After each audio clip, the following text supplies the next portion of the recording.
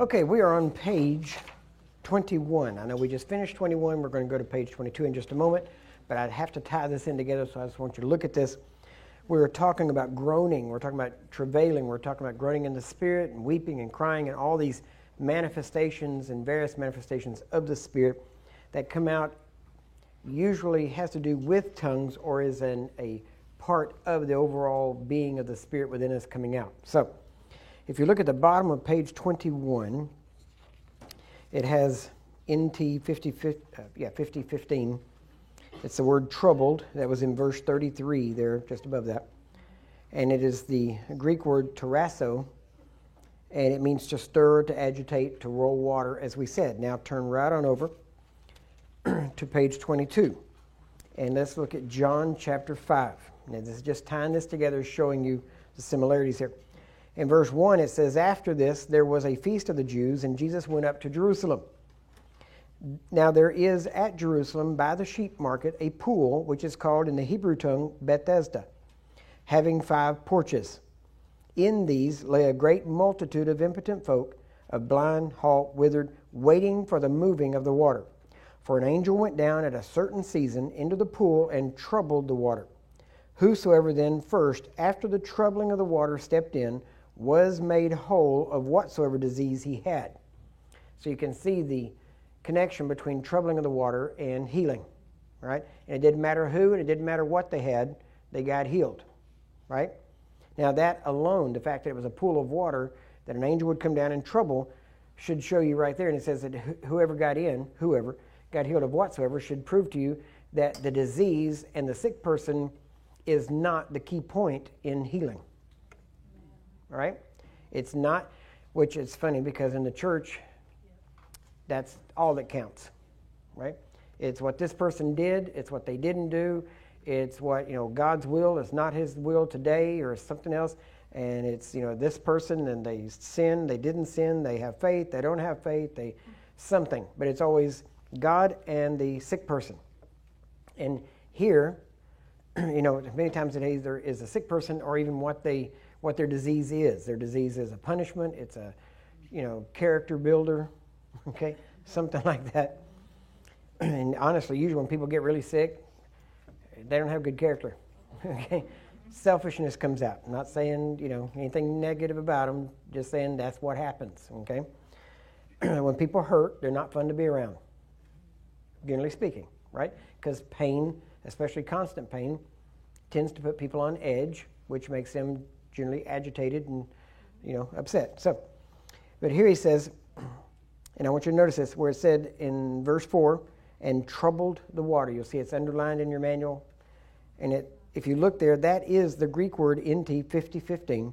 It's the Greek word tarasso, right?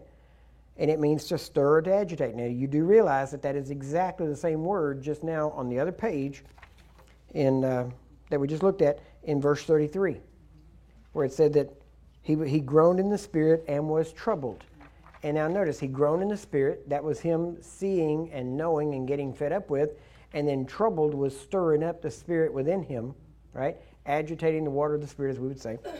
And over here, we connect that with John 5, where it talks about how the water was troubled, and when the water was troubled, somebody got healed. Well, whenever Jesus troubled the Spirit within him, somebody got raised from the dead, right? Same word, same idea, same understanding, okay? Next, "and said," verse 34, "Where have you laid him?" Okay, now that was going back to this. I interjected that in between because now we're going back to the previous verse on page 21, where Jesus is back raising Lazarus from the dead. Okay, it may seem a little confusing there. I just put John 5 in there parenthetically to look at for a second. And then Jesus said, "Where have you laid him?" And they said unto him, "Lord, come and see."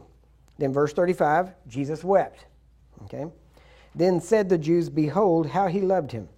And some of them said, "Could not this man, which opened the eyes of the blind, have caused that even this man should not have died?" Jesus, therefore, again, groaning in himself. In himself. Now, isn't that what Paul said? He said, we groaning in ourselves, right? It's the same idea. Then he, groaning in himself, comes to the grave. It was a cave, and a stone lay upon it. And Jesus said, take ye away the stone. And Martha, the sister of him that was dead, said unto him, Lord, by this time he stinks, for he has been dead 4 days. And Jesus said unto her, said I not unto thee, that if you would believe, you would see the glory of God? And then they took away the stone from the place where the dead was laid, and Jesus lifted up his eyes and said, Father, I thank you that you have heard me. Now, at this point, there's no movement. How does Jesus know God heard him? Because he knows he hears him, right? He didn't wait and see Lazarus come to the door and go, oh, God, I'm glad you heard me, right? Jesus wasn't wondering. He wasn't hoping and praying, right? He was believing and saying, right? And he said, I thank you that you've heard me, and I knew actually, that thou hearest me always. But because of the people which stand by, I said it, that they may believe that you have sent me. So the only reason he prayed was so that people would know he was connected to God. That's the only reason, right? Isn't that what he said? So, and when he had thus spoken, he cried with a loud voice. So see, we are scriptural in getting loud, right? Nothing wrong with that. And what he cried with a loud voice was, Lazarus, come forth. And then notice he didn't say, Father, please heal Lazarus, raise him from the dead. Father, do something, right? He commanded Lazarus. He said, Father, I'm talking to you just so these people can hear me talking to you, so they'll know I'm connected to you, and I thank you for it. I'm glad you hear me, and I know you always hear me, so I just want to thank you. Then he turns to the problem and speaks directly to the problem. He not once did he ever talk to God about Lazarus. That's something. Never talked to God about Lazarus. Okay? And he that was dead came forth, bound hand and foot with grave clothes, and his face was bound about with a napkin. And Jesus saith unto them, loose him and let him go. So he told the men that rolled away the stone to loose him and let him go. Now, you kind of wonder what was going on with Lazarus when first off, if you knew how they were prepared, how did he stand up? Because they were like mummies. Literally, it was hard. It was a case around him. So obviously something went on in the tomb here that we're not made privy to. And so he stood up and then moved to the door. And again, it doesn't say how that happened, right? But he moved to the door, and then they said, Jesus told him to let him go. And now, look at Romans chapter 8, verse 34. It's right there on page 23. Jesus himself makes intercession for us. Who is he that condemneth? This is Paul writing to the Romans. It is Christ that died, yea, rather that is risen again, who is even at the right hand of God, who also makes intercession for us. Now notice his Spirit in us also cries through us to intercede for us. Right? So now you got Jesus and the Spirit working together in harmony to speak through. Now, Jesus is seated at the right hand of the Father, but he also lives in you. Okay? But the Bible talks more about the Spirit being in you than Christ being in you. Okay? Now, admitted they're one and the same. They're connected, right? So they're in union. But the idea is that the Spirit in you makes intercession, and then our high priest takes that intercession and ever lives to make intercession for us. So what we pray out by the Spirit goes to Jesus, okay? And Jesus makes that intercession before the Father. Now, the good thing about that is you may not have much faith in your prayers, but you can have some faith in Jesus' prayers. All right? And the good thing is what he's praying is what you've just prayed. So he's just saying what you said, right? Pretty much that's what he does. He says, you hear that, Father? Yeah, what they said. That's difficult, right? And just takes you right on up, okay? Now, Hebrews chapter 7, verse 25. Here Jesus intercedes for us, and we intercede for the lost.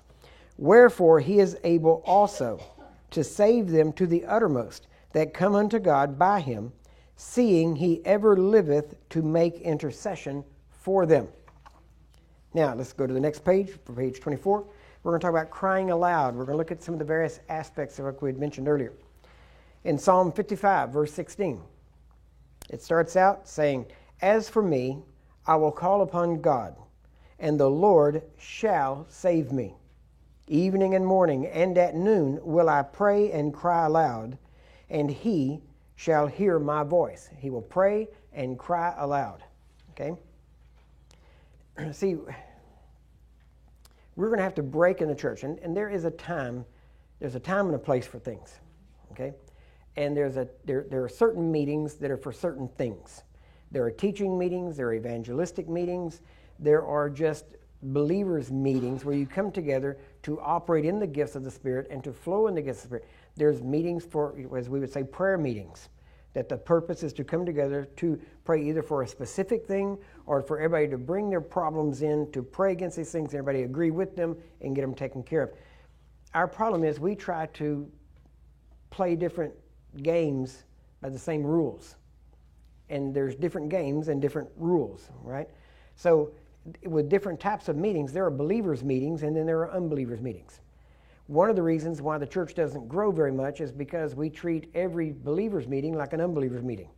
We'll have a room full of people that are saved that you deal with every Sunday, and then one person will come in that you're pretty sure is not saved, and all of a sudden your entire service will go toward evangelism, and everybody else, everything has to drop to the lowest common denominator rather than rising up. When I was in South Africa, I guess a couple of years ago now, maybe 2 years ago, we were in Durban? Nope, somewhere around there. Either Durban or Cape Town, regardless. I was preaching one night, and it was the healing service. And usually at a healing service, I try to preach something about healing. You would think that would go kind of together.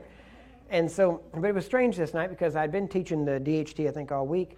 And then when I got up to speak that night, I knew kind of the direction I was going. I knew it had nothing to do with healing. And I thought, okay, this is going to be different. But since it's not their faith that counts, it doesn't really matter what I preach, right? Because I know what I'm going to do no matter what. So I got up and I went to Colossians. And I basically did just a simple exposition of Colossians, a fairly short book, and just went through it verse by verse and hit some highlights on it. Didn't go in detail every verse, but hit the main things.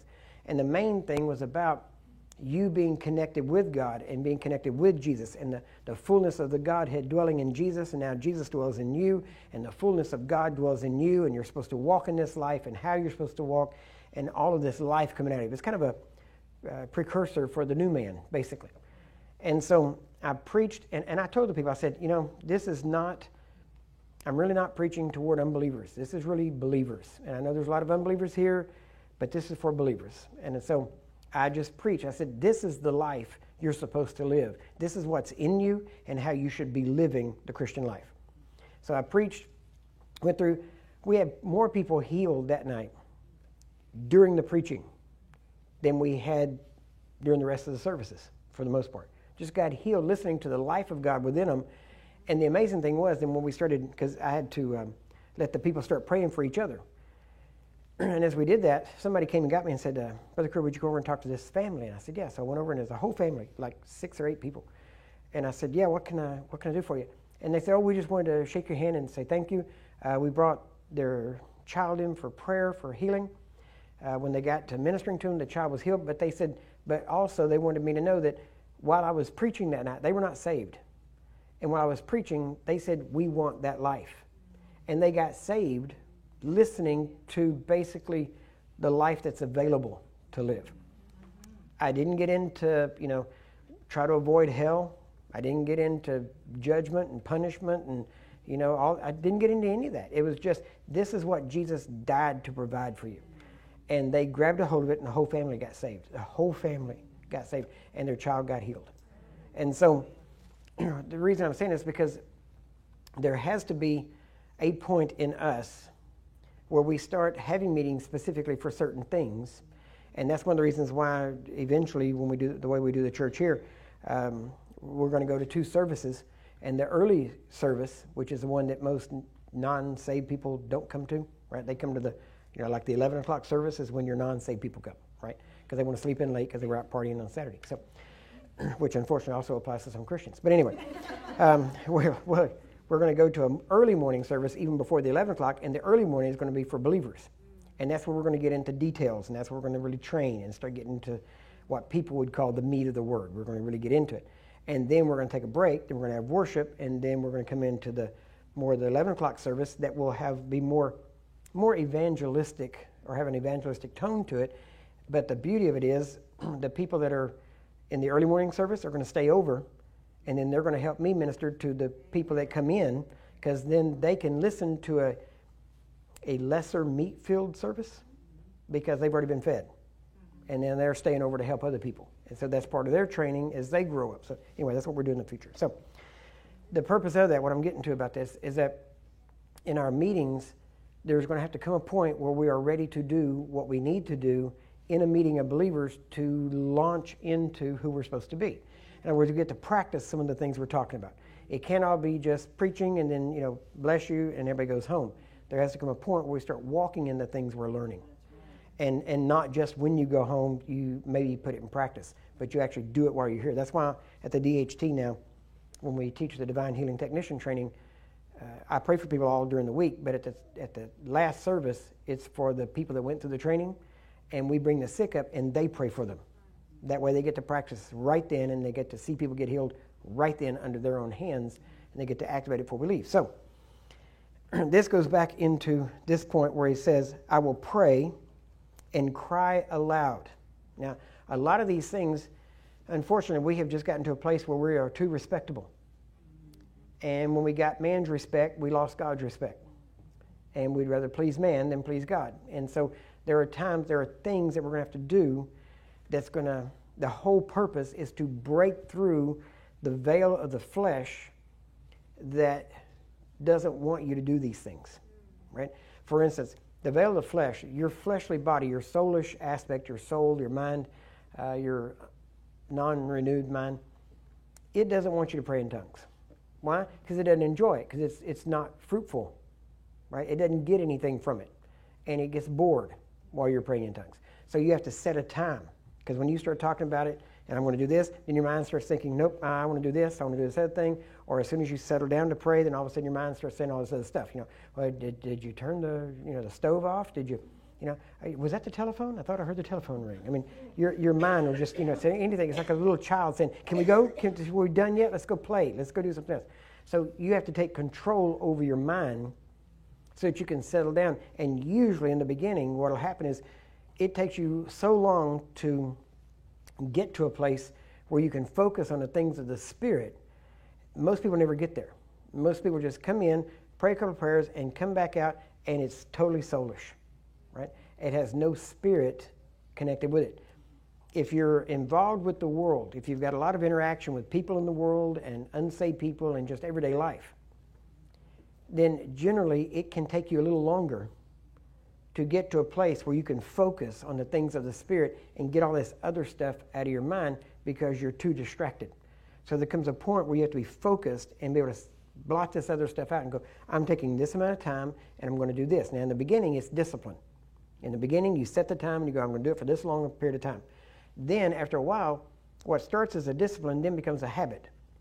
And then once it becomes a habit, then the third stage is you actually become what the book of Acts talks about, how the people were addicted to the word, right? It was funny, we were talking last night when I got home, we had to run back and forth and do different things, and I think I finally got in bed. It was right at 2 o'clock, something like that. And still I'm lying there awake, and just before I went in to go to bed, I was talking to my mom, and I said, I've been preaching this evening around people, talking and everything, and I said, and yet I'm so trained that the last thing I do before I go to bed is read, that even now, all I've been doing all day, I still feel that addiction to read before I go to sleep. I'm not, and honestly, I should have just done it because I laid awake for probably 2 hours. Probably should have just sat up and read and got it over with, and you're sitting there battling back and forth. So, but there comes a point where first it's a discipline, then it's a habit, then it becomes an addiction. And when it becomes that kind of addiction to the word is a good thing. All right, that's what you want. It helps you and it draws you into the things of God. Now, it's the same thing in prayer, and especially the same thing in praying in tongues, because again, your mind is unfruitful, but it's your spirit that prays. So you have to set yourself, because your mind will always try to lead you off. Now, the other thing is you have to kind of you can determine when you're going to pray, and you decide that. Now, most people are either like morning people or night people, one or the other. But you should be able to do what you want to do when you want to do it, and you ought to be able to discipline yourself to be able to do that.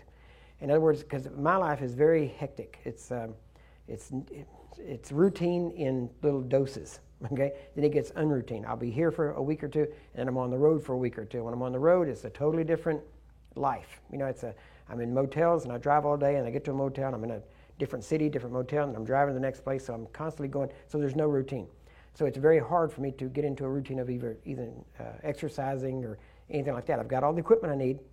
I just don't have the time, and I can't always take it with me. So I have to try to work it out. So the best thing I can do is go for a walk, even when I'm on the road, try to get time to walk a little bit. And so, but I have to, because my life is non-routine, I have to be able to set myself to do what I need to do when I can do it. Myself, usually, other than the fact that my mind is going, and if I'm at home, it's actually harder for me to fall asleep a lot of times than it is anywhere else. But when I'm on the road, a lot of times, or especially when I get on a plane, I'll say, okay, I'm going to be on a plane for the next, 18 to 21 hours. I decide I will sleep this much time, I will write this much time, I will read this much time, and then you can set yourself, discipline yourself to do those things. But that means you have to look at your clock and go, okay, I have to sleep now. And you don't feel like sleeping, but you decide to sleep. And so you have to realize your spirit is in control. You have to take control of your soul, and you have to take control of your body and tell your soul and your body what you want it to do. Now, if you're a night person, you should be able to discipline yourself to be able to say, I'm going to get up at 6 o'clock in the morning, 7 o'clock, whatever time is really early for you, and say, I'm going to pray for an hour. And I'm going to do it like I mean it, right? Not just get up and stand half asleep. You got to do it like you would do it at your peak hour. So you have to learn to do it. Why do you have to do this? Because there's going to come a point, if you are serious with God, and you're building yourself up in the Spirit, that God's going to need you to do something for somebody, and I guarantee it's going to be at an hour inconvenient for your normal life, right? It will come when you're not ready. So you have to live ready, okay? You have to be ready to be able to do whatever you need to do. That's why you need to pray in tongues today. You say, why? Life is good, because you don't know what tomorrow is, right? And you don't want to wait till tomorrow to do it, because when they call you and say, hey, somebody just dropped dead, you don't want to go, well, call me back in 3 days, put them in the freezer until I get ready. And you can't do that, all right? You have to be ready right then, right? So you get ready now, and you build up so that tomorrow, if you don't have time to get built up, you can release what you've already got, right? Now, if you have a hard time getting up in the morning, do something. When I first started, now I've gotten to a place where I'm pretty much any time of the day. If I'm up early, I'm awake. When I get up, I'm up and gone. I'm wide awake as soon as I get up. At night, when I stay up late, that's usually when my kids were growing up. I stayed up late at night after they went to sleep because that was the quiet time and I could write and read and all that kind of stuff. So with me, I can really shift any time to do what I need to do. But when I first started, especially in the morning, it was hard because I was more of a night person. And I actually had to set myself to be able to get up and stay awake and pray like I needed to. And I figured the best way to do that in the beginning, especially if you're going to pray in tongues in the morning, because I was a night person, then what I had to do was I had to, because when you pray in tongues, your mind is unfruitful, as I said, and so your mind will want to go back to sleep while your spirit is praying, okay? So I decided the best way for me to stay awake, because I'd go in, I'd get on my knees, I'd start praying, and pretty soon I'd wake up 2 hours later, And so then I would try sitting, and laying, prostrate before the Lord doesn't work, right? As soon as you lay down there, yeah, Lord, you're just gone. So that didn't work for me. So I had to try all these different things. So finally I figured out it was really hard for me to stay awake because I stayed up real late that night before. Real hard for me to get up early and stay awake. So I decided I would go in and stand on the edge of the bathtub. See, if you stand on the edge of the bathtub, you can't fall asleep. If you fall asleep, you're going to crack your skull open, okay? You're going to fall in this thing. So I had to stand on the edge of the bathtub until I trained myself to stay awake, and then after that, then I stayed awake from then on. So anyway, you got to do what you got to do, right? But at some point, you have to make the decision that I'm going to do this. Somebody's life, somebody's miracle is waiting for you. It's real simple. They're waiting for you to get disciplined, to build up, and to live for something greater than yourself. Amen? That's the bottom line for Christianity. So, here, like I'm talking about, when he talks about the travailing and the crying aloud, Now look back at verse 17. Evening, morning, and at noon will I pray and cry aloud. That's 3 times a day David prayed. Okay? And he shall hear my voice. He hath delivered my soul in peace from the battle that was against me, for there were many with me. God shall hear and afflict them, even he that abideth of old, Selah. Because they have no changes, therefore they fear not God. Isaiah 54. Sing, O barren, starting in verse 1, thou that didst not bear, break forth into singing. Now what's he telling? He said, barren one that cannot bear a child, sing, break forth in singing. Why? You're rejoicing before you see the child. Do you hear that? That's faith, when you rejoice beforehand and you call those things which be not as though they were. Right? Well, if you're going to call those things which be not as though they were, you got to act like things are before they are. Okay? He says, break forth into singing and cry aloud. There it is again. Cry aloud. Thou that didst not travail with child, for more are the children of the desolate than the children of the married wife, saith the Lord. Now this is talking about bringing forth spiritual children predominantly. Okay? Enlarge the place of thy tent. Let them stretch forth the curtains of thine habitations. Spare not. Lengthen thy cords and strengthen thy states. Now you notice he's talking about enlarging and growing, even though he's talking to barren people. Right? In other words, he's saying, look, cry, speak, bring forth these things. Now act like it's true and get a bigger tent. Right? Get a bigger place. You know, you want to have an orphanage? Well, before the kids show up, you got to have a place for them. Right? People say, well, when the kids start showing up, then I'll get a place. No, it's too late then. Right? You build it and they'll come. Okay? That's what faith is. Faith prepares ahead of time. Faith makes the nest before the eggs are ready. Right? Okay. Thou shalt break forth on the right hand and on the left, and your seed shall inherit the Gentiles and make the desolate cities to be inhabited. Fear not, for thou shalt not be ashamed, neither be thou confounded. For thou shalt not be put to shame. For thou shalt forget the shame of your youth, and shalt not remember the reproach of thy widowhood any more. Now look at Isaiah chapter 58 on page 25. Just giving you some ideas where he said to cry aloud in these things. And he's talking about prayer to God and to speak things out. Notice what they're crying aloud. They're not saying, oh, God, help us. They're speaking forth these things and they're calling these things into being. Right? He says in verse 1, cry aloud, spare not, lift up your voice like a trumpet, and show my people their transgression and the house of Jacob their sins. Yet they seek me daily and delight to know my ways, as a nation that did righteousness and forsook not the ordinance of their God. They ask of me the ordinances of justice. They take delight in approaching to God. Wherefore have we fasted, say they, and you see not? Wherefore have we afflicted our soul? Now notice what fasting is. Fasting is not so much about afflicting the body as it is afflicting the soul. Why? Because it's not your body that gives you problems when you fast. At least not for the first 3 or 4 days. Right? Then after that, your body starts to give you a little bit of problem about it. But for the first 3 or 4 days, it is totally your soul. Because as soon as you, let me tell you, I'll just give you a secret. If you want to eat, I really don't know why homeless people don't get this. If a homeless person wanted to be fed, all they have to do is declare a fast. Because as soon as you declare a fast, everybody you know comes around and wants to take you out to eat. Isn't that right? If the homeless people got a hold of this, there would be no more hungry in America. Amen? I'm telling you. But as soon as you decide, I'm going to fast, everybody calls you up and says, hey, what are you doing for lunch? What are you doing? So, if you're ever low on money, just declare a fast and somebody will take you out to eat. Okay? It's just the way it works. Now, he says, wherefore have we afflicted our soul, and thou takest no knowledge. In other words, God, we're hurting ourselves and you're not paying attention. Behold, in the day of your fast you find pleasure, and exact all your labors. Behold, you fast for strife and debate, and to smite with the fist of wickedness. You shall not fast as you do this day, to make your voice to be heard on high. Do you hear that? It says, you shall not fast like you do this day, which is to make your voice to be heard on high. In other words, don't fast to make me hear you. And yet that's exactly the way almost every church I've ever been around, that's the way they fast. We're going to fast to get God's attention. And right here he says that's not why you fast.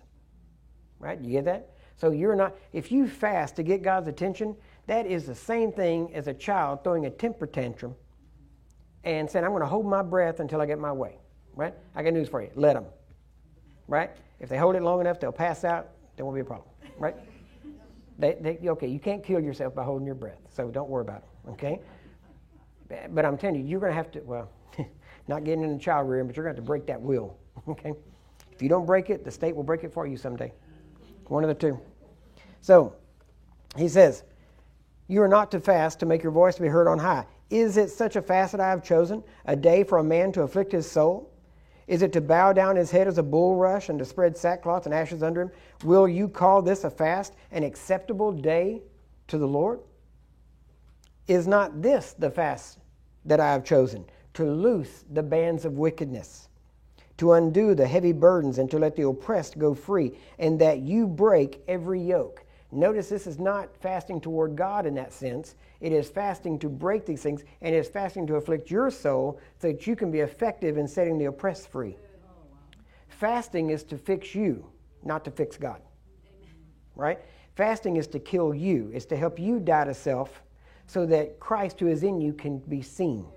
Right? It is not to get God's attention or to fast in a way to try to get God to do something. You know, we're going to twist God's arm by fasting. If we fast long enough, he will give us what we're asking. No. What you're doing is you fast so that you die enough to get his will in your life and to live out his will through your life.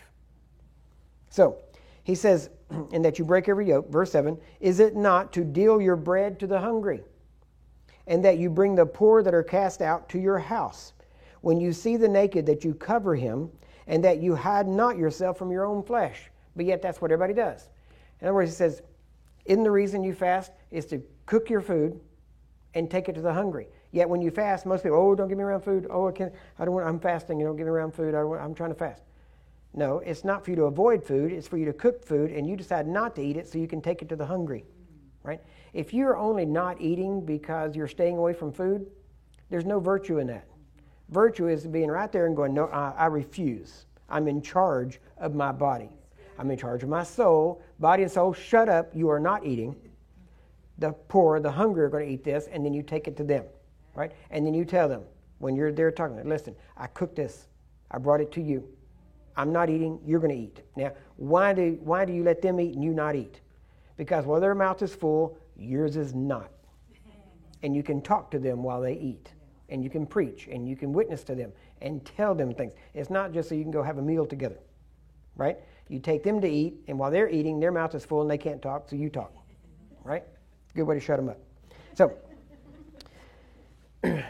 he said in verse 8, then, after you fasted like this, then shall your light break forth as the morning, and your health shall spring forth speedily.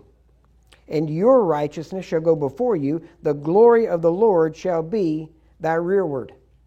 Okay? In other words, he's got your back. Okay? Then shall you call, and the Lord shall answer. You will cry, and he shall say, here I am. If you take away from the midst of you the yoke, the putting forth of the finger, pointing the finger at people, and speaking vanity, and if you draw out your soul to the hungry and satisfy the afflicted soul, then shall your light rise in obscurity, and thy darkness be as the noonday. And the Lord shall guide thee continually. Hear that? Not every now and then, continually. Now this is in the Old Testament, and yet this is one of the key promises of being in the New Covenant.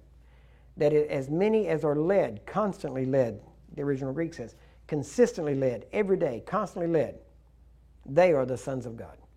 So that is a key thing, to be continually led. Most people think of leading as, well, God led me to do this at that time. I wish God would lead me to again like he did before. No, those are special leadings. The everyday leading is what Romans 8 talks about, which is to kill the deeds of the flesh and to do what you're supposed to do.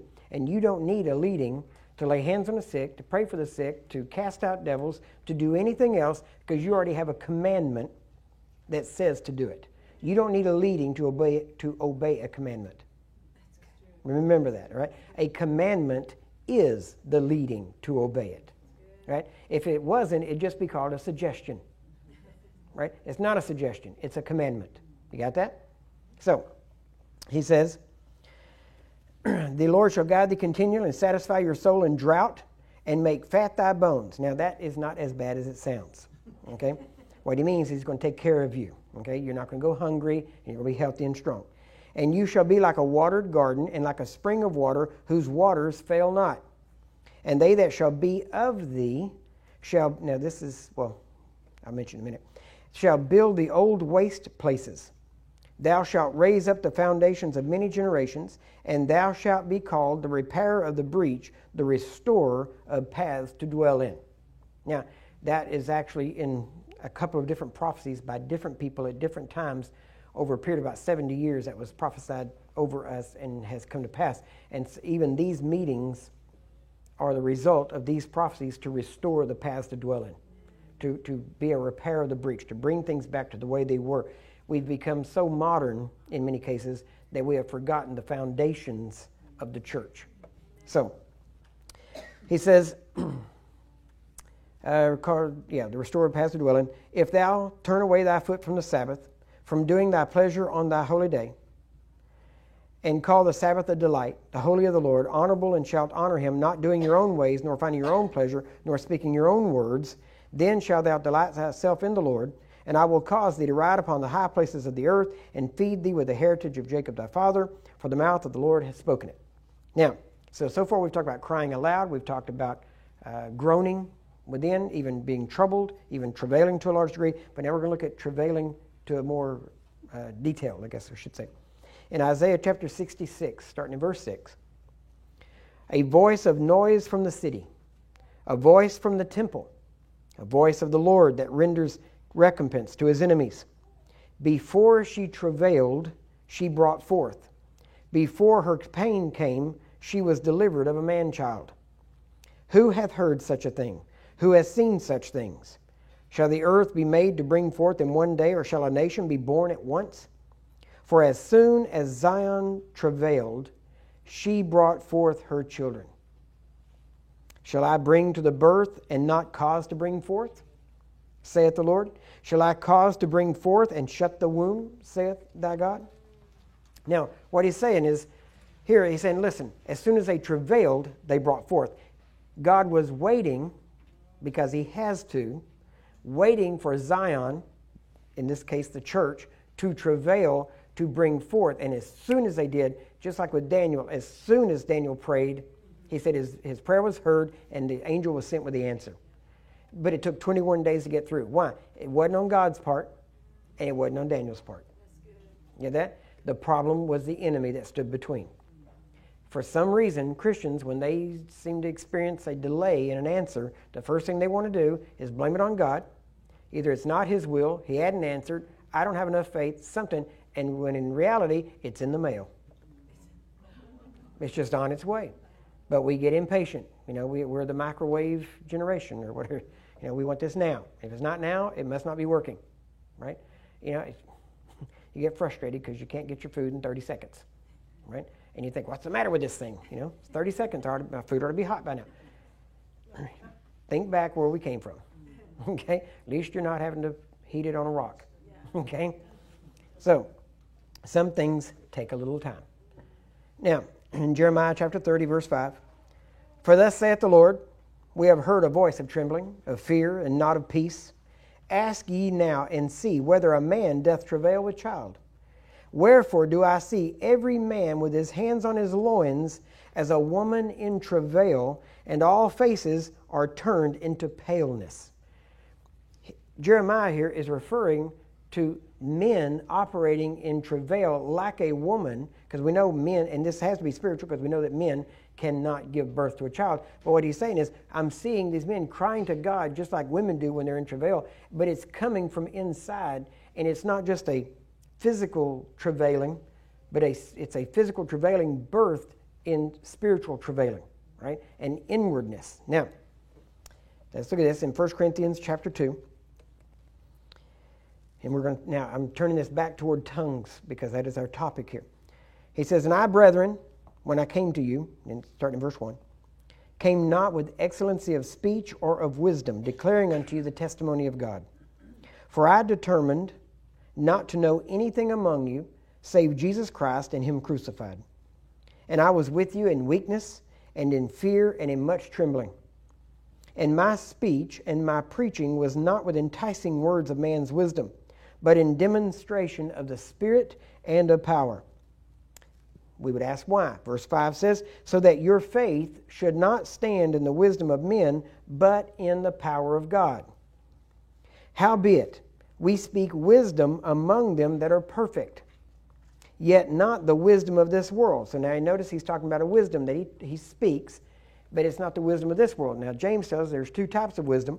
There is an earthly wisdom, which is devilish. And then there is a divine wisdom, which is godly. Isn't that right?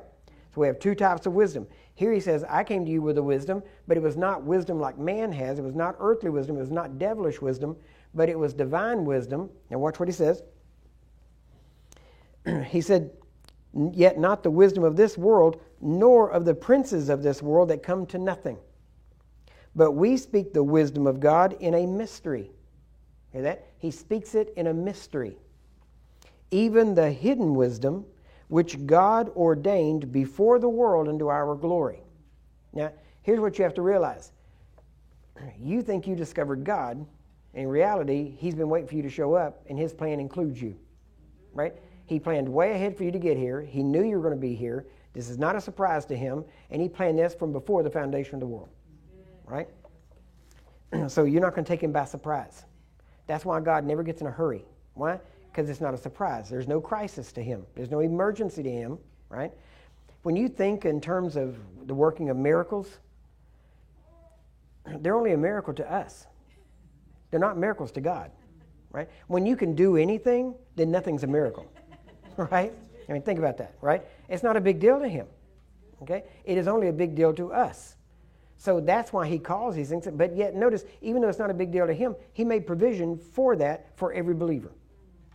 That's how much he takes care of us. So he says, even the hidden wisdom, which God ordained before the world unto our glory, not even unto his glory, but to our glory. Why? To give us a part in his great plan, which none of the princes of this world knew.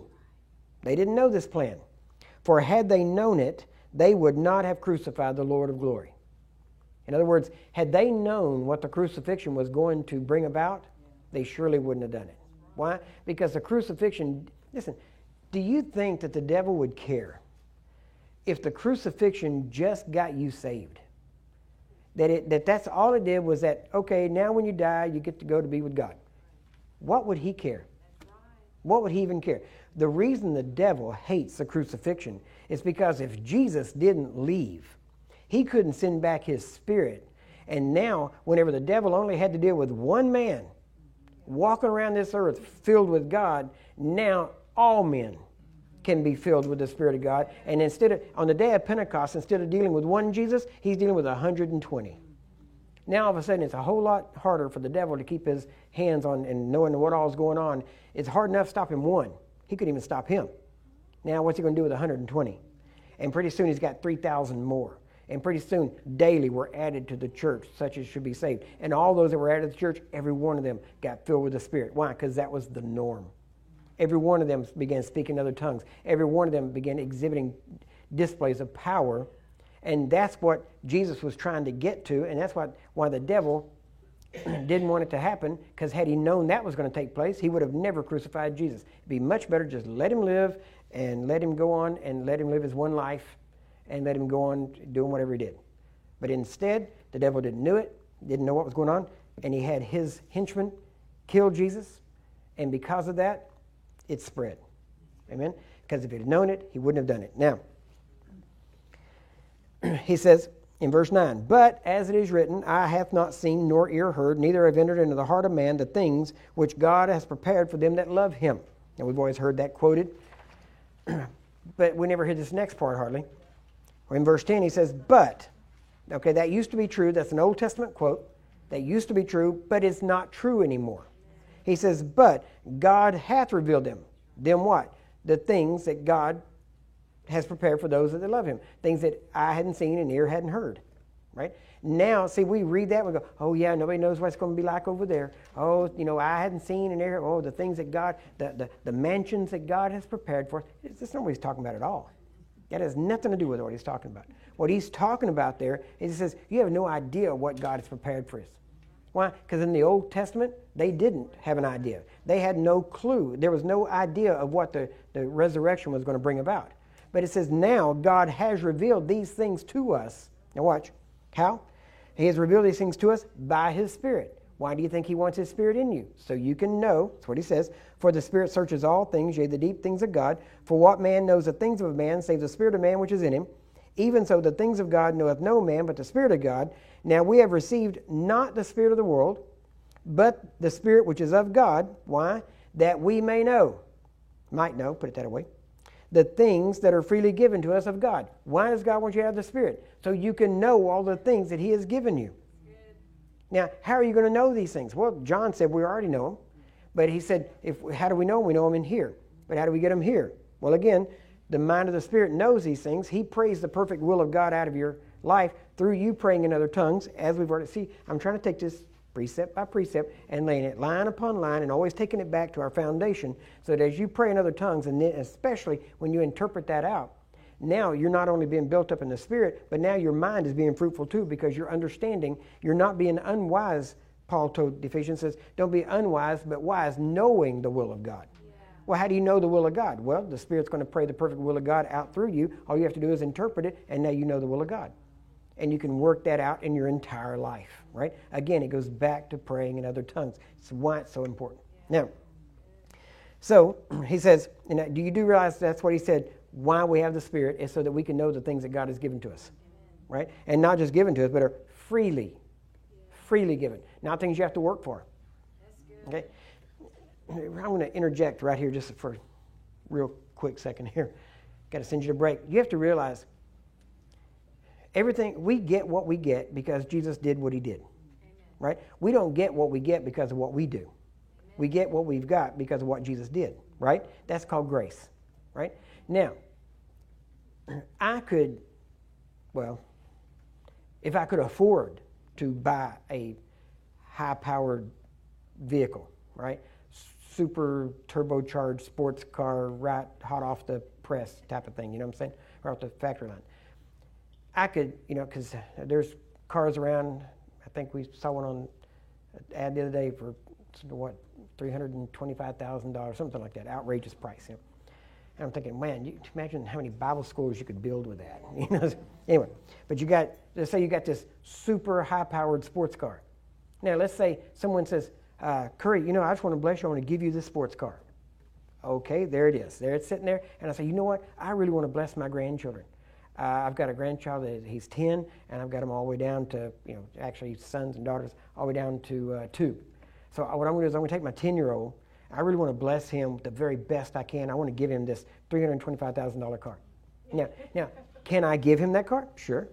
Can he drive it? Nope. Why? Because he is not mature enough to understand how to function in it. If I gave it to him, put the key in it, started up, and said, now put it in gear like this, and there you go. Guess what? I just killed my grandson. Isn't that right? Why? Because he's not mature enough to handle it. There are things, and this is where people miss it. I don't know why. There are things that God has provided for us that are available. They're done. They're set. But if I want to partake in that, then I have to be ready for that. Now, it's not me deserving it. See, here's where people mess up. They think, okay, if I do this, I'll deserve that. And if I do this, then God will give me that because I deserve it, or because I've worked for it, or whatever I've done. Somehow I've done something, and then it's no longer a gift, then it's the wages. You get it? And God's not going to be beholden to anybody, right? So he's already done so much more for you that he will, no matter what you do, he will never owe you a thing, right? But yet we owe him everything, okay? But now, it's just like in the military, or even in the Olympics. I could maybe talk to somebody and get you a place on an Olympic team. I might be able to get you on the field track and field team where you're going to run the 440, 880, whatever it is, different tracks. I could get you on the team, maybe. But now, if I wrote you and said, here, I got you on the team. You're in. And you go, oh, that's awesome. And you just keep sitting there on the couch. And that's good. That's going to be fun, man. I can't wait. When's the Olympics coming? Oh, 2 weeks? Okay, that's going to be fun. I can't believe I'm in the Olympics, right? Read the other day, you know what they call the children of couch potatoes? Tater tots. So, now, okay. But I can get you on the team, right? But if you go out there without having prepared, you're not going to win. And you're going to look like an idiot. Isn't that right? I'm just speaking blunt. It's not that you deserve to win just because you trained hard. A lot of people train hard, right? But you have to train right. And then you have to run so as to win. Right? So it's not that we look to God and go, okay, God, I'm going to fast. And when I fast, you're going to give me a gift. No, I fast so that I can shed myself so that I can operate effectively in this gift. God's not waiting to give me the gift. He gave me the gift when He gave me Christ. But there's still so many layers of me that you can't see the gift. But as I die and I start peeling off layers of me, then the gift can be operated because it's closer to the surface. Does that make sense to you? So it's not that we deserve the gift. The gift's there. You lack nothing in that sense. You were born again complete in Christ. I'm switching over into the new man now for a minute. Right, but you're born again complete in Christ. Now, just because you're born again complete doesn't mean you can function fully in all of it. Why? Because you have to renew your mind. And there are disciplines that you are going to do that if you don't do, you will never fully function to the potential God ordained you to function. It says in every house there are vessels of honor and dishonor. But a good man, right? He says, but if you're going to be a vessel of honor, then you will purge yourself. You get that? You purge yourself. It's not that God does it. Why? God says, look, I've given you my name, my word, my spirit. I've given you gifts. I've given you power. I've given you everything. What are you going to do with it? And what do we want to do? We want to have a party. Now, understand what I mean by that. We want to just enjoy it and bask in it rather than use it for the purpose that it's intended. It'd be like, okay, if I had a $325,000 sports car, what good would that do me? You say, well, it'll go 210 miles an hour. Yeah, and where am I going to drive a car 210 miles an hour? Right? Not around here, right? I couldn't afford the tickets, right? So we have to realize what we have to get ready to use, and we have to grow up to be able to use it. Now, it's not that God is waiting for you to attain something to give it to you. He's waiting for you to shed something so that you can function in what He's already given you. Do you get that? It's not God, it's not a reward. God is not rewarding you with gifts. He is allowing you, He's already given you that reward. He's already given you these things. Now it's up to you to shed enough of yourself so that only Christ can be seen. Right? Now, he says in verse 13, which things also we speak not in the words which man's wisdom teaches, but which the Holy Ghost teaches. Now hear that? This is not words that man teaches or man's wisdom, but words which the Holy Ghost teaches. Now, I guarantee you this is a direct reference to praying in tongues. This ties right in with what Paul told the Romans. Watch. He says, teacheth, comparing spiritual things with spiritual. But the natural man receives not the things of the Spirit of God, for they are foolishness unto him. Right? Neither can he know them, because they are spiritually discerned. But he that is spiritual judges all things, yet he himself is judge of no man. For who has known the mind of the Lord, that he may instruct him? This is an Old Testament verse. Then he says, but we have the mind of Christ. Well, who has known the mind of the Lord? He just said it up here. Who knows the mind of the Lord except the Spirit? Who knows the mind of God, the mind of the Spirit, except the Spirit which is in him, right? So this Spirit of God is in you. He knows the mind of the Lord. That's why he says, but we have the mind of Christ. Well, if we have the mind of Christ, that mind of Christ is there. And who knows that mind? The Spirit. How do you get the Spirit to get the mind of Christ out of your spirit into your mind? You do that by praying in other tongues. You renew your mind to the Word of God, Romans 12, 1 through 3 actually. But you have to renew your mind, but you speak in other tongues, you pray these things out, you interpret them, and as you interpret them, now you are getting the mind of Christ in your mind as well as in your spirit. That's the purpose of this. He knows the mind. He prays the mind of God. He prays the perfect will of God for you, and that forms you into Christ, and it is this travailing in spirit that brings that forth. You can travail for yourself, which most people end up doing at some point, or you can travail for others. And the idea is, in a body, in a fellowship, the body should be travailing for one another, right? Because then you will definitely not pray selfishly. That's good. All right? Take a quick break. Take a break, and we will come back in a few minutes and pick this back up. But take a quick break. Let's do maybe 10, 15 minutes, and we will pick this back up.